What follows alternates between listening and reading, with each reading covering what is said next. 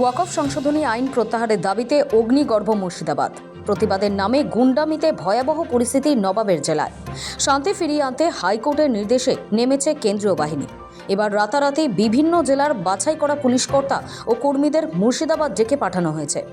শনিবার রাতে রাজ্য পুলিশের তরফে হাওড়া সিপি, চন্দননগর কমিশনারেট, সিআইডির ডিজি, দার্জিলিং রেঞ্জের ডিআইজি সহ একাধিক পুলিশকর্তাদের কাছে বাছাই করা পুলিশদের মুর্শিদাবাদের শামশেরগঞ্জে পাঠানোর জন্য চিঠি পাঠানো হয়েছে।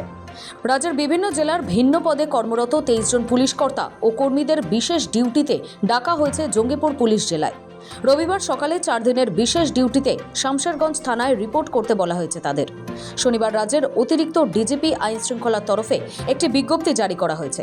এছাড়াও জানা গিয়েছে শামশেরগঞ্জ থানার ওসি শিবপ্রসাদ ঘোষকে সরিয়ে দেওয়া হয়েছে। তার বদলে দায়িত্ব দেওয়া হয়েছে অমিত ভগতকে।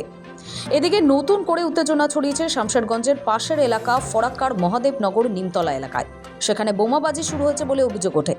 হাসুয়া, তলোয়ার সহ একাধিক ধারালো অস্ত্র নিয়ে দুপক্ষ জড়ো হতে থাকে। সেখানে সংঘর্ষের পরিস্থিতি তৈরি হয়। খবর পেয়ে ঘটনাস্থলে যায় রাজ্য পুলিশের বিশাল পুলিশ বাহিনী। তারা পরিস্থিতি স্বাভাবিক করে। উপস্থিত রয়েছেন খোদ রাজ্য পুলিশের ডিজি রাজীব কুমার।